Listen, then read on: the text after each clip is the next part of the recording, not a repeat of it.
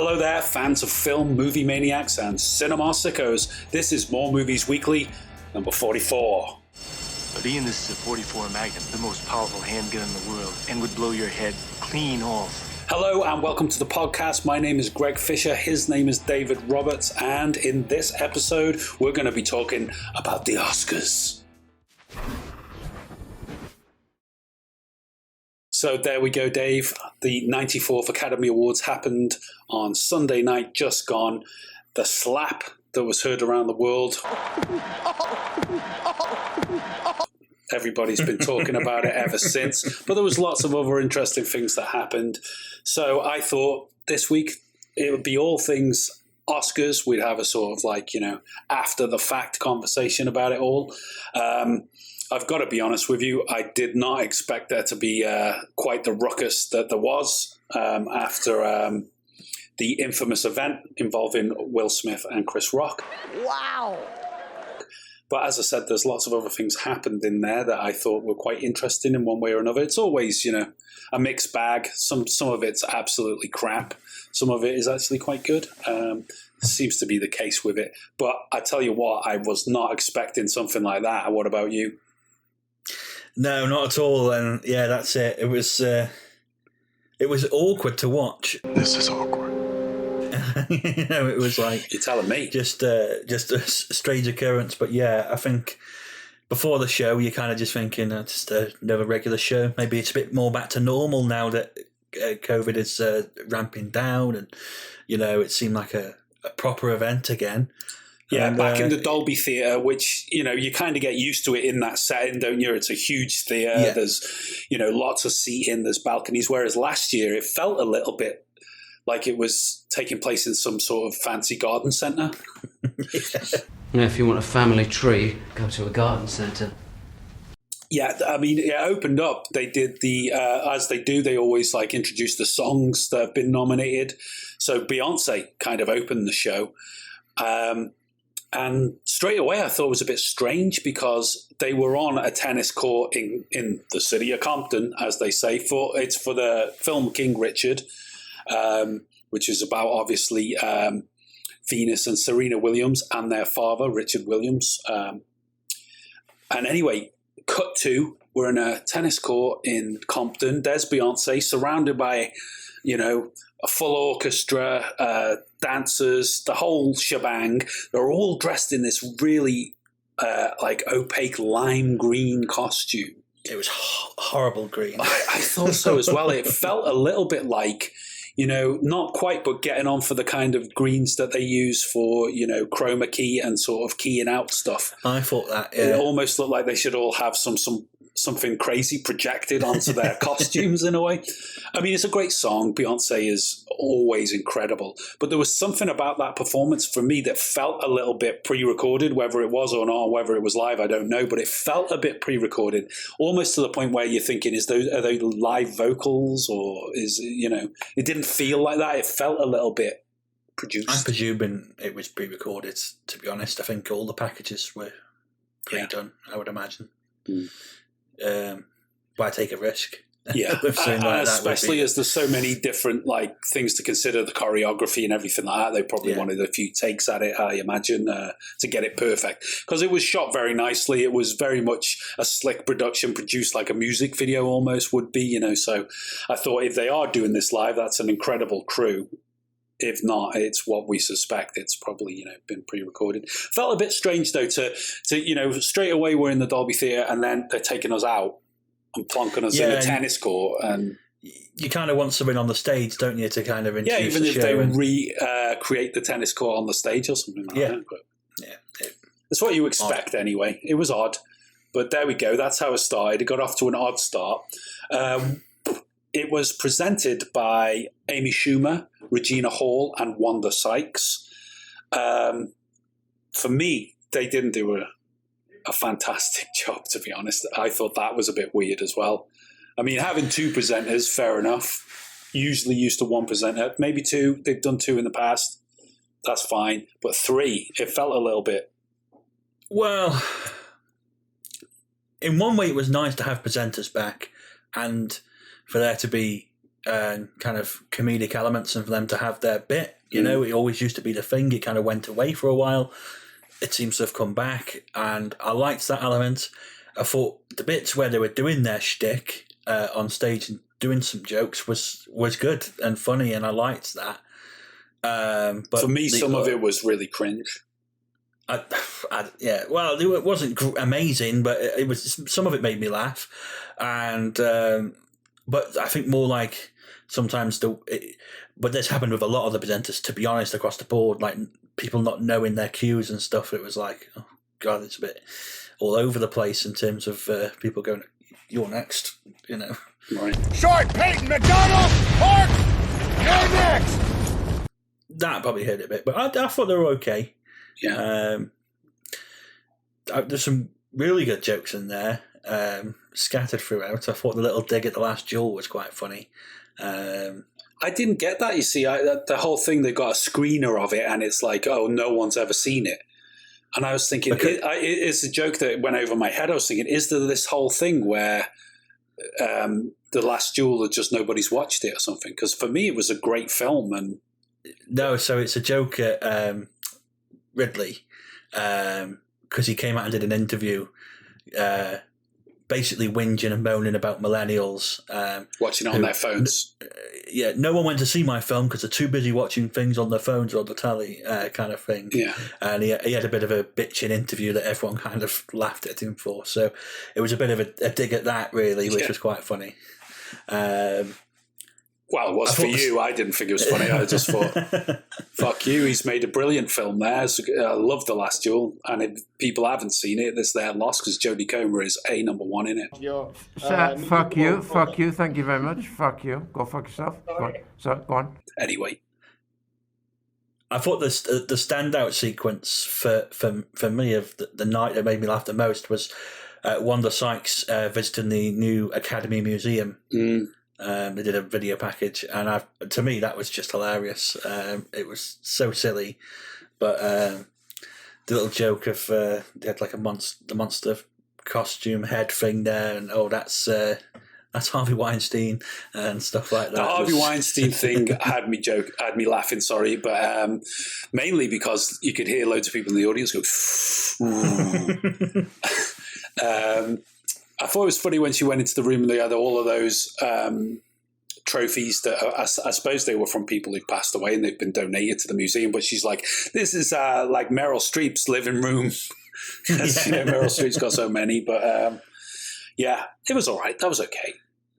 It was one of those bits, wasn't it? Again, not a live thing in the show. I mean, I remember years past with people like Billy Crystal, they'd do as we covered last year, you know, Seth MacFarlane do a live song and stuff like that, and there was not really any of that this year. But they haven't really done that for years, and I think that was the bit that I was kind of getting to, that for years now they've not really had proper presenters, or they've had kind of bit presenters, or it's been hostless as they've had in the last couple of years and stuff. Where so it's been a really long time since we've had like, it's somebody's show, you know, and that's always been the great thing when it's Billy Crystal. So when it's like they make it because it's their interpretation of what the joke should be and stuff. And I think Chris Rock should have had Chris Rock. They should have had Chris Rock, but we know why they didn't. Will Smith just smacked the shit out of me. It was nice to get something back, although it's not great. I mean, at least it was like, okay, there's some actual jokes and a bit of personality surrounding it, rather than this kind of, and next up, some random actor and actress to hand that award. You know, it had something, at least. There's like a different vibe in here. Yeah, everything's sort of going along normally. It's just standard kind of Oscars ceremony. I mean, people coming up, getting their awards, giving their speeches, etc. And then Chris Rock comes out to present Best Documentary Feature Film. So straight away, he sort of, he is a stand-up comedian. He's known as a funny guy. A lot of people, I enjoy him as a stand-up. He's come out with some great ones over the years, but doesn't take him long, and he's having a bit of a joke about Jada Pinkett Smith and the fact that she's got no hair. She's sort of like shaved it all off. It's down to a skinhead, as we would call it. And he made the joke that I can't wait to see you in G.I. Jane 2, because obviously Demi Moore famously shaved her head for that part. And I mean, if you think about it, G.I. Jane was kind of a kick-ass character. She looked great with the skinhead, and everybody said it at the time. So in a way, it was like it was taking the piss a little bit, but I didn't think it was like a really bad put down. It was kind of like, can't wait to see you being kick-ass in G.I. Jane 2. Yeah, because it wasn't like, I think if you deconstruct the joke, and it's always worse when you deconstruct a joke, isn't it? But if you deconstruct it, it's not about it's not a joke that preys upon the fact that she has this condition. It just uses the fact that she has no hair as a characteristic to deflate into the character performance. So it's a bit of a strange one, and I agree. I mean, because I didn't know she had alopecia, so no, I didn't know did either. He? I seen her sitting there, with that hairstyle, shall we say, and didn't think twice about it. Just thought, no, cool. I mean, you can watch loads of stuff where women have got that kind of hairstyle, and you just think, yeah, that's a thing. It's a look. It's quite cool. No problem with it. So I didn't think it was the worst joke to have made in the world. And even when he first told it, the camera's kind of on Will Smith, and he's kind of he's laughing, and then it cuts back to Chris Rock. But just before it did, you see her face like rolling her eyes a bit like, oh. And there must have been something happened there where the camera's gone back to Chris Rock, where Will's looked at Jada Pinkett Smith, and she's probably giving him a look as if to say, not happy about that. And whatever has happened then, that's triggered Will Smith into marching on the stage, going right up to him and giving him a right old wet slap. Oh, wow.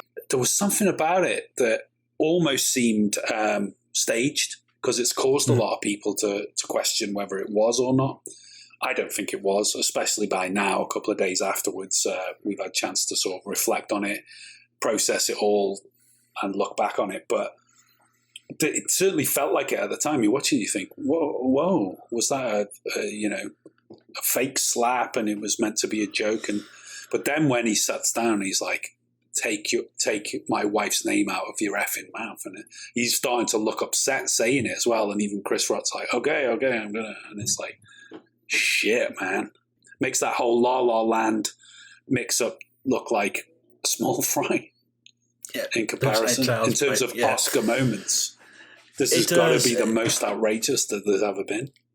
It is, and it's very strange. I say when he first walks up, you think it's just going to be a bit, something funny, and then, and for me, you can see from both of their faces, in the immediate aftermath that no, this is real. You could tell as well, because Chris Rock was like stumbling on his words, and he was getting things mixed up, and you could tell he was trying to. I've just been slapped by Will Smith in front of the whole world, Bless him. He dealt with it really well. Bad for him. He did. He dealt with it like a pro. Carried on and got through the whole bit. But it's a strange one, because people are going. I've seen some really interesting reaction to it. In the wake of it all, those people defending Will Smith, which to me I find bizarre. Me too. I do. And people go. Some people talking about like this. It's a setback for the black community in terms of actors in Hollywood. And I thought, no, this is just on Will. This is not a reflection on anyone else. To even say the word black and bring that into it, for me, that's the most tasteless part, because it's not. It's about two men. Yeah. One feeling like he's defending his family. I mean, I will have compassion for Will Smith in the sense that whatever's going on with him, he felt so emotional about it. That was the result of it, right or wrong. He is obviously going through so much in his life that something's not right there to have that reaction.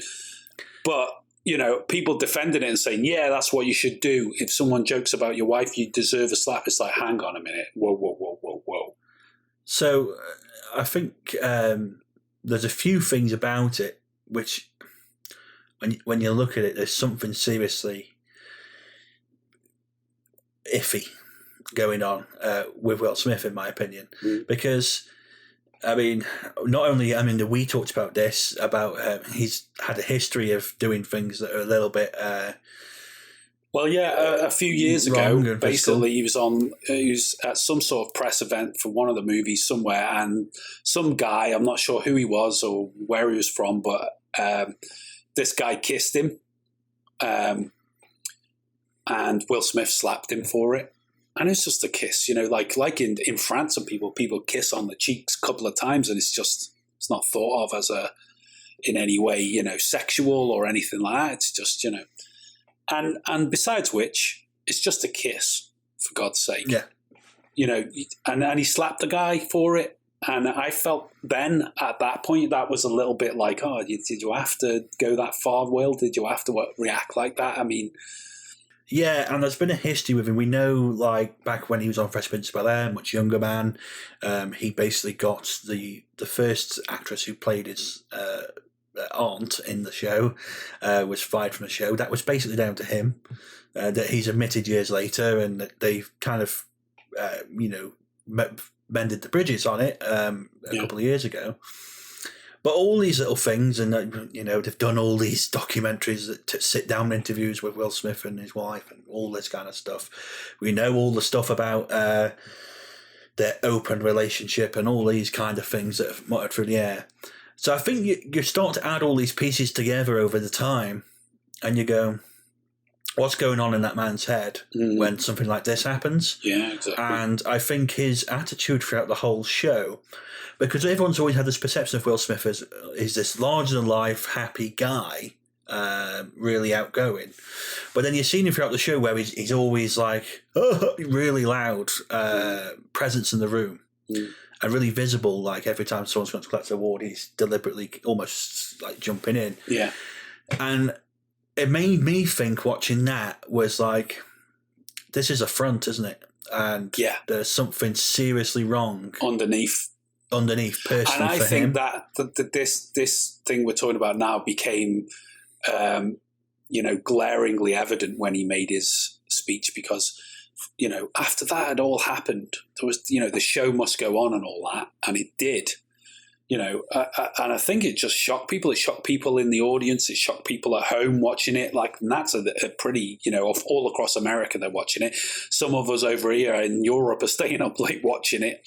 And I think there was, like, the atmosphere had changed straight away. People kind of shocked, like, not knowing what to make of it, and it altered the atmosphere in the room. But then, things go on, and he ends up winning the Best Actor award.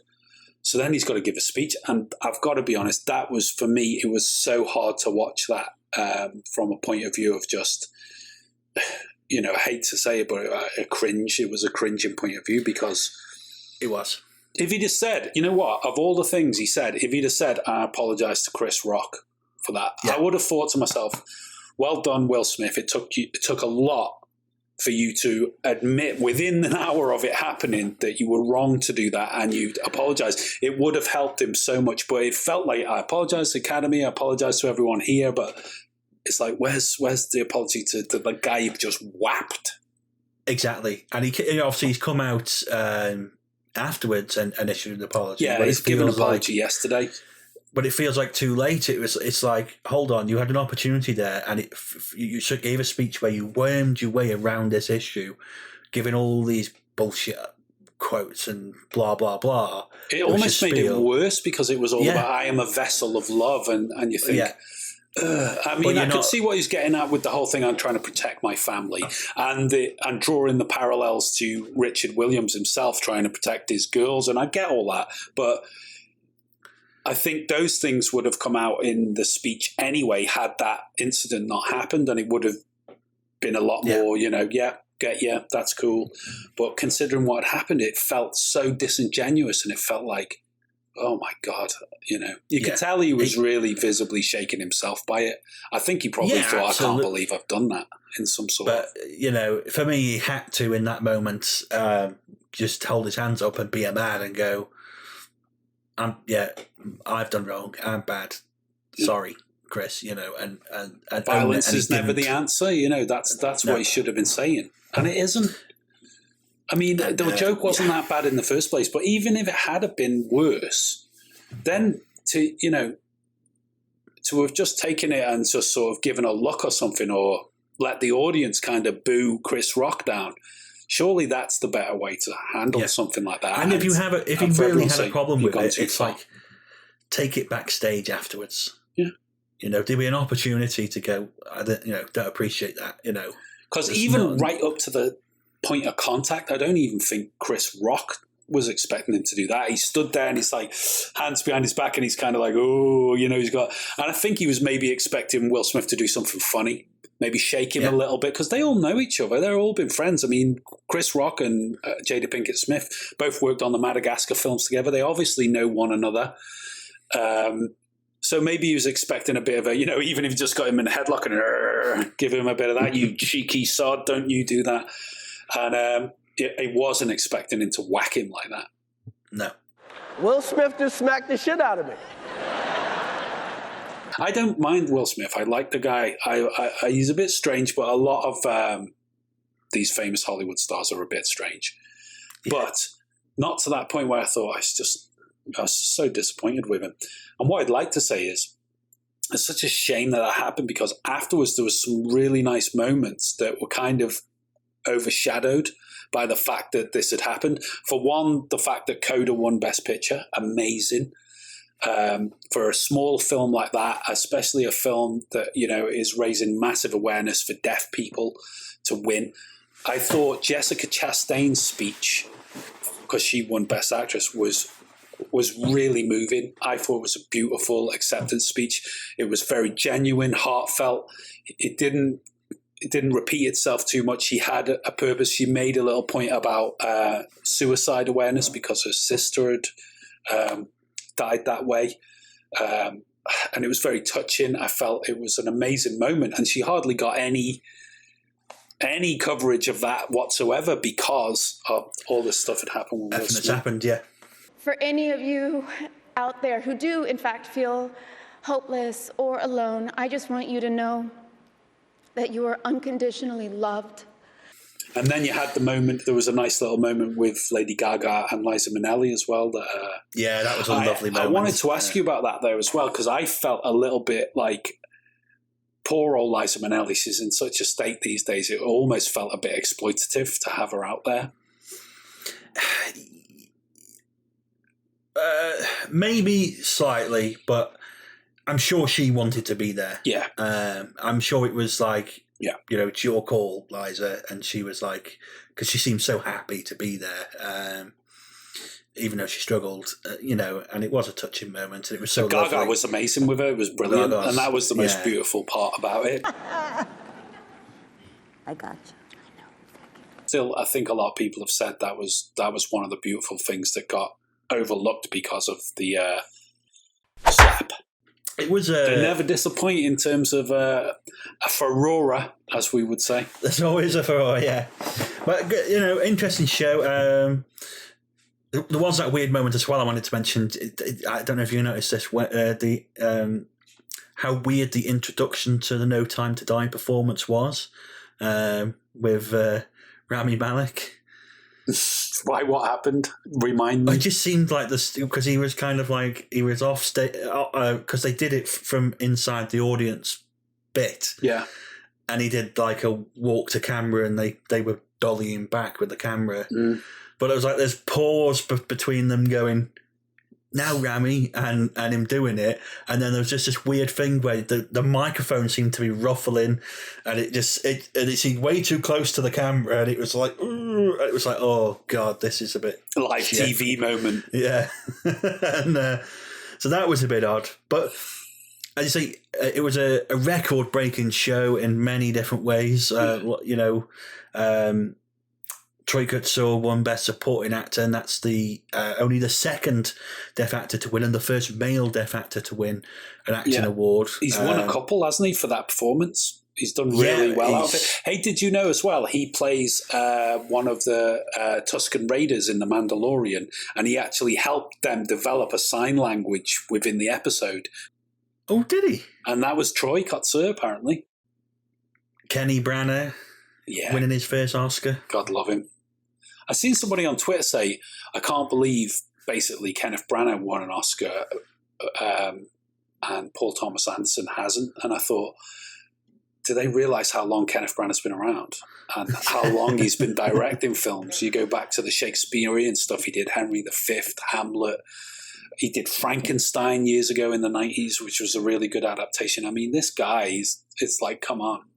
It was his 8th nomination, so it was a bit overdue, you know. I mean, somebody commented on it and said Kubrick never won one, Kurosawa never won one, and they're still considered to be the greatest, amongst the greatest filmmakers ever. So it's no slight that Paul Thomas Anderson hasn't won one yet.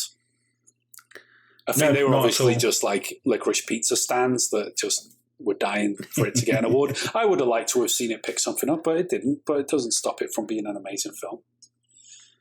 And of course, the big one was Coda winning. Now, what's really interesting about Coda winning is it's the first film to win the Best Picture with less than 4 nominations since like the 1930s. I mean, it's like 1931 or something. Every other Best Picture since then has had at least 4 nominations. But it's also the first, the big news really is it's the first Best Picture win for a streaming platform. Apple Plus. Of course, making this film. And that's a huge stride, considering the rules that had been in place, them saying, streaming films aren't eligible, and they had to, Netflix was taking a theatrical films. release. Theatrical, they've only just loosened them. You know, it's like the game is changing, and here's the first win for them.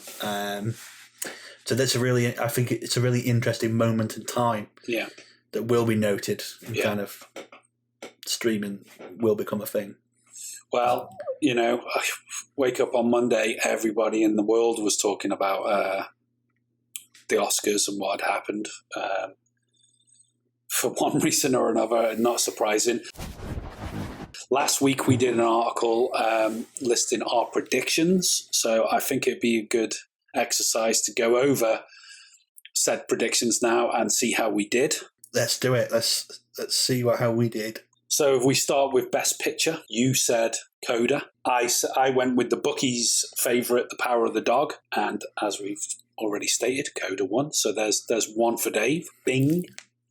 Dave's notched one up already. Best Director then, let's have a look. Greg had gone for Kenneth Branagh for Belfast. I went with Jane Campion, the bookie's favourite again, Power of the Dog. And as we briefly mentioned earlier, Jane Campion won.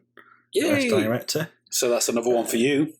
So Best Actor nominees, I went with Denzel Washington for his performance in The Tragedy of Macbeth. You went with Benedict Cumberbatch for The Power of the Dog. As we know, Big Willie Smith. Slap Happy Man himself won for his performance as Richard Williams in King Richard. So neither of us got that one. Apart the bookie's favourite got it. So for Best Actress, Greg went with Kristen Stewart for Spencer. Played Diana. Yes, he did. And I went for Jessica Chastain for performance as Tammy Faye, which was also the bookie's favourite. And of course, Jessica Chastain won. So, Best Supporting Actor nominees, I went for Kieran Hines, who played Pop in Belfast. Thought he did a great performance, as I said in my review of the film. Thought he was standout in it. But Troy Kotsur won, as we have said, for his performance in Coda. You said that, and it was the bookie's favourite. So another one for Dave. You're notching them up here, son. You're right on the money. So for Best Supporting Actress, Greg went with Kirsten Dunst for her performance as Rose Gordon in The Power of the Dog. Wonderful performance. And I plopped for the bookie's favourite again, Anita, Ariana DeBose in West Side Story. And of course, Ariana won. She did. So Best Original Screenplay, I went with Don't Look Up, Adam McKay. You went with Licorice Pizza and the bookie's favourite. But Belfast won, so Kenneth Branagh did get an Oscar in the end. As we mentioned earlier, he actually got an Oscar because he wrote Belfast as well as directed it. So Best Original Screenplay went to him. Good on you, Kenny. Kenny, listen to me. Hey, calm down, all right? Get on you, Kenny. Best adapted screenplay, Power of the Dog is what Greg went for. I went for Dune. Bucky's favourite was Coda. And that's what won. And that's what won. Well done to Sean Hedder. So, best original score. We both chose the same thing here. We both said Dune, Hans Zimmer. That was the Bucky's favourite as well. And it also won. So we were all right. I think that's the first one I got right. Go me. Best original song, we mentioned earlier, great performance of the night, but Billie Eilish and Phineas O'Connell won for No Time to Die. We all went for that one. That was the Bucky's favourite too, and that's what it was the Bucky's favourite. Bing! So yeah, great. I've racked a couple up with the music. I should have known. For best sound, I went for No Time to Die. You went for Dune, which was the Bucky's favourite. And Dune won that one. So another one for you there, buddy. You're going with the Buckies. You're playing safe, getting safe bets here. You made a fortune so far. Best cinematography, Greg went with The Tragedy of Macbeth. Yes, he did. A beautiful looking film. I can see why. And I plopped for the Bucky's favourite, Dune, Greig Fraser, which won. So again, Dave is the Bucky's friend. So best production design, I said Nightmare Alley. So did you. The Bucky's favourite was Dune, and that's what won, wasn't it? It was what won. I know this because there were so many people thanking Denis Villeneuve. Forgot to thank you, Denis. Thanks, Denis. Thanks, Denis. You make it all happen. Yeah. We then had best costume design. I went with West Side Story. You went with Nightmare Alley. Yeah. And the Bucky's favourite was Cruella. And that's what won. And of course, Cruella won. We kind of thought that would happen. Yeah, to be fair. It was a pretty sure bet. So best makeup and hairstyling, I went for House of Gucci. You went for The Eyes of Tammy Faye, which was also the Bucky's favourite. Tell us who won. The Eyes of Tammy Faye won. Of course. Again. So, you're racking them up, Dave. You're absolutely killing it this year. I'm going to take this more seriously next year because you are the undisputed champion of guessing who's going to win here. The 4-time champion, our own Bill Travis. Best film editing. Greg went for The Power of the Dog. I went with Don't Look Up. The Bucky's favourite was Dune. No surprise, Dune won again. Yeah. And another technical category. So the last one we guessed about was the best visual effects. I said Spider-Man No Way Home just because I thought, give Spider-Man a good old bit of support there. And you said Dune, which was the Bucky's favourite. Surprise, surprise, what won? It was Dune. It was. Again, taking away the awards. Hey, Judge, give someone else a chance. How you walking down? Well, there we go, though. Undisputed champion of the guessing who's going to win was you, Dave. You got a lot of them right there. I think I got 2 right or something overall. I think my proudest is just guessing, changing my mind and going with Coda in the end. Yeah, that's nice. It was nice to see that win. We were both pleased about that. So there we go. Yeah, it was lovely. There's the Academy Awards for another year. God knows what they'll have in store for the 95th one next year. I think they're going to have some security guards on spot, like they do on Jerry Springer show. It. Just in case anybody tries to run on and, assault the host just for making a joke. For God's sake. Oh, come on, Mr. Hembry. It was just a joke. So, yeah, as we've said, Will Smith won the Best Actor Award for his performance as Richard Williams in the film King Richard. What we've done here at More Movies is kind of tried to cover as many of the Best Picture nominees as possible across the last couple of months. In one way or another. I mean, stretching back, we covered Coda all the way back in August before anyone had really ever heard of it. We got hold of it back then as it was streaming on Apple Plus and watched it and reviewed it on our podcast. So if you wanted to see our thoughts on that, we've got a link down in the description below. Last week I did a review of Belfast, which was up there for Best Picture.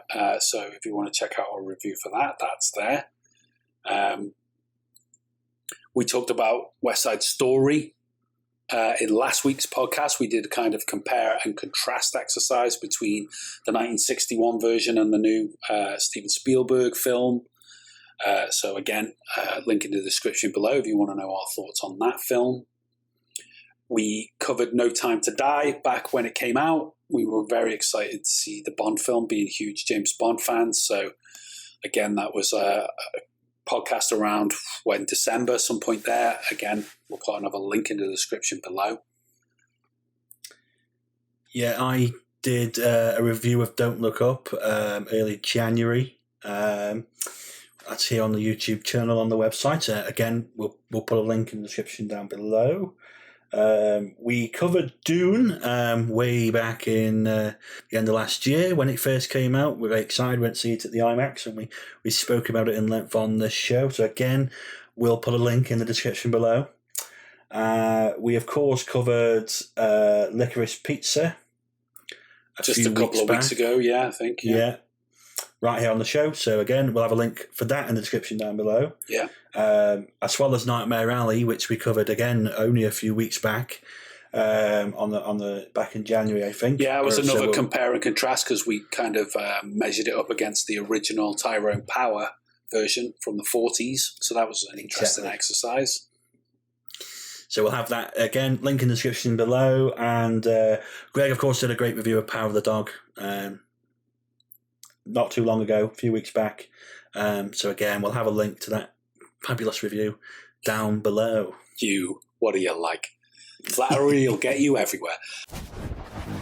Well, so that just leaves one film that we didn't cover up until this point, which was King Richard. We did a reaction to the trailer when that first launched, which was quite a few months ago now, probably around October somewhere, maybe even before that. I can't remember exactly. But we didn't get around to watching it for one reason or another.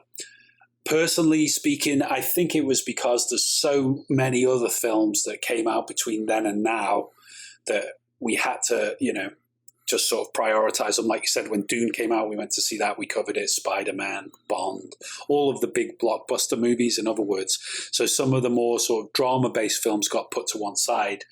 And King Richard was one of them. I have actually watched this film now since Sunday night. I watched it yesterday because obviously all this stuff has happened. Will Smith ended up winning the Best Actor award, and there's been all the controversy over the slap and whether he should be stripped of his Oscar or not. As we've said, he's come out since with a statement apologizing to Chris Rock, denouncing his own behavior and the rest of it. Stuff you'd expect someone to come out with after behaving like that.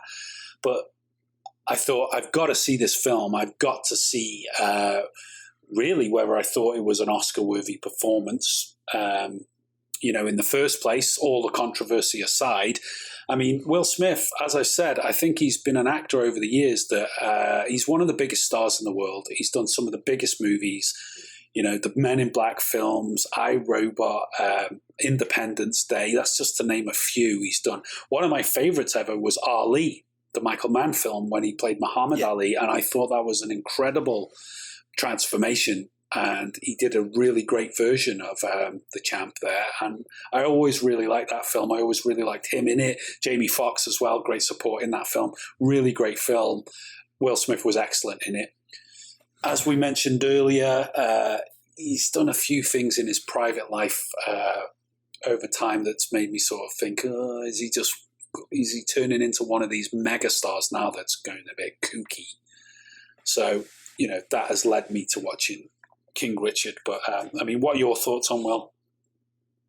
Well, I just think I was going to say, it's exactly the same, really. That he has become a good actor from the stuff he did back in the, he was okay in the 90s. The stuff he was in was not as serious, but very enjoyable. We all loved things like Men in Black, So, he's gone from all those kind of, he was the big box office star of the 90s, really. That everyone loved, and he was great. And then he kind of transitioned into more serious acting we've seen over the last 20 Pursuit years. of Happiness was a great one with his son. Pursuit of Happiness. Really great. You know, Ali that you mentioned, he's moved into a lot more serious roles. They've been a lot deeper, a lot more emotional, and we've seen another side to him where you go, he is a good actor, actually. Yeah. Something that we perhaps wouldn't have imagined. No. But he has proven his chops at it. So as an actor, I've in recent years appreciated why he's good, and he stars in good things generally. But we've mentioned that him as a person is here, there, and everywhere. And But for me, as I said before, for me the main thing was that when that guy kissed him and he slapped him, and I just thought he didn't need to do that. And then somebody make a joke about his wife and he slapped him. They don't need to do that. But he is a talented guy. He's a good actor. He doesn't always star in the greatest films. Some of the sci-fi stuff he's done, especially more recently, I think has been it's been a bit hit and miss, to be honest. But he's obviously gone back to trying something more dramatical and serious, and he's portraying somebody, that is, somebody who is kind of known as a sort of public figure from the last 30 years or so. Richard Williams was, if people are aware of tennis and are aware of Venus and Serena Williams, then they're probably aware of their dad. Both of them won loads of Grand Slams. They've won Wimbledon countless times. They've won doubles championships together. Brilliant. So this is basically the story of that kind of rise through, being youngsters, getting trained by their dad. He is great in it. It is an Oscar-worthy performance. Whether it was any better than Benedict Cumberbatch or any of the other guys that were nominated, who's to say? I always think, you can't really measure these things. But having watched the film, it is a very good film. I did enjoy it. I thought it was, as far as like sports biopics go, it was one of the better ones. It kept you gripped. There was a few moments in there that were surprising. You didn't expect, and you thought, that's come out of nowhere, and it was quite dramatic. And he's very good at, he does his own approximation of Richard Williams, and it is very good. I found myself forgetting it was Will Smith, which is the test, isn't it? If you're still watching after an hour and you're just still seeing Will Smith or whichever actor is portraying that role, then they might not have been able to pull it off. But when you sort of get invested in it and you get to that point where you think you're just watching a character now, they've obviously done a good job, and he did a great job. But he's not the only great thing about it. Anjani Ellis plays his wife. She is excellent in it. Really good support. John Bernthal, who plays Rick Mackey, the coach, he's brilliant. He's really good in it as well. You had Tony Goldwyn in there, who plays Paul Cohen, another one of their coaches. It was great to see Tony Goldwyn in something again. I haven't seen him for years in anything. He may have done stuff, it's just that hasn't done stuff that I've seen for a long time. So it was nice to see him. The two young girls who play the sisters were great. There's obviously one thing I didn't realize is there's like three other daughters as well that weren't tennis legends. They were just three older daughters. So they're all great. Everyone was really good in it. Yeah. Golf champions. But no, everyone was really good in it. And, I've always liked tennis. So for me, it's, those moments when you do get the matches and they build a bit of tension up and drama. I appreciate the way they did all that. It was very well done. It was exciting. It was, all of the boxes checked in terms of production design. The music obviously had the great Beyonce song. I tell you one thing you would have liked as well. One song they had there in the middle of it all. You gotta know when to hold on. Know when to fold on. Know when to walk away. And know when to run. But classic. Really good. Really well done. Will Smith was very good in it. Anyone who likes this kind of sort of biographical film, I think would enjoy it. Some people now are not going to watch it just because of what he's done, which is a shame. No matter what you think of Will Smith for having done that, it shouldn't put people off watching this film, because it's a very worthy film to watch. It's a great story to see. It's, again, like we discussed in the other week when we covered the Phantom of the Open trailer, it's a great underdog story. And in a sense, it's not that they're the underdogs, he's the underdog. And he's a very interesting character as Richard Williams, and it was very well done. I advise people to see it. If you like that sort of thing, you should see it, despite all of the controversy over the slap. I think it should still be seen, and in my humble opinion, it's definitely an Oscar-worthy performance. So there we go. I can't say anything else apart from that, without rinsing it. Check it out. Yeah, check it out. It's pretty good. So that just leaves us just about enough time to tell you what else we've been up to on our website and on the internet this week. We did a trailer reaction to Puss in Boots: The Last Wish, which is a sequel to the first Puss in Boots spin-off movie, Puss in Boots from Shrek, voiced by Antonio Banderas. Well, there's a new movie that's due out at some point this year. They've just dropped the trailer for it. Dave and I did a reaction to it. If you want to check that out, there is a link in the description below. We've also got a top 5 film directors article, which is something we do here on our website, moremovies.co.uk. You can go on there and check out the top 5 tab and see a load of different top 5 films. This week we have done top 5 Ron Howard films. So if Ron Howard's your kind of director and you like the films he's done, go and check out that article. Again, link in the description as per. And if you want to listen to us in audio-only format, maybe you're going walking or you want to cook something up in the kitchen whilst listening to us, you can do it. We're on all the major podcast platforms, Apple Podcasts, Spotify, etc. You can check out our link in the description down below for all the information. And why not join us on social media? We are at More Movies For You. That's across the board on all the different platforms, all the usual ones. We also have Discord server, so if you want to come and have a live chat with us over there, there's a link to that in the description below. And if you like what we're doing here and would like to support us, you can jump on over to buymeacoffee.com and make a little donation, buy us a little coffee, helps us keep the lights on. Or you can join us on Patreon and join one of our packages over there. And that really helps us out, as you say, with support. And we also love to thank everyone who has supported us so far. We really do appreciate it. Thank you very much, everybody. We do appreciate it loads and loads. Well, there we go, Dave. That's 44, the most powerful podcast in the world, wrapped up, tied in a bow, ready to go out onto the internet. Just enough time for us to say thanks again to everybody for watching. I hope you can join us again on another More Movies Weekly.